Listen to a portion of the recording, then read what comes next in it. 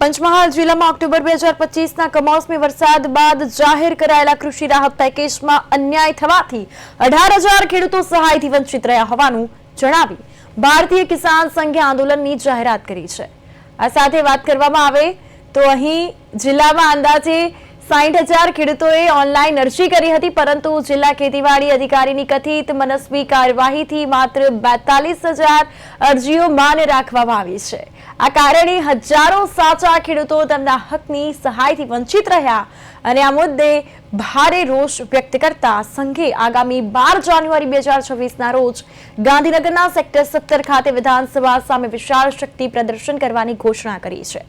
સાથોસાથ ખાનગી કૃષિ કોલેજોને મંજૂરી આપતા પરિપત્ર રદ કર્યા અને વારસદારોને સ્ટેમ્પ ડ્યુટીમાંથી મુક્તિ, ટોલ ટેક્સમાં 20 કિલોમીટર સુધી સ્થાનિકોને રાહત અને વીજ ટાવર માટે જમીનનું યોગ્ય વળતર જેવી 23 જેટલી અન્ય માંગણીઓ પણ કરવામાં આવી।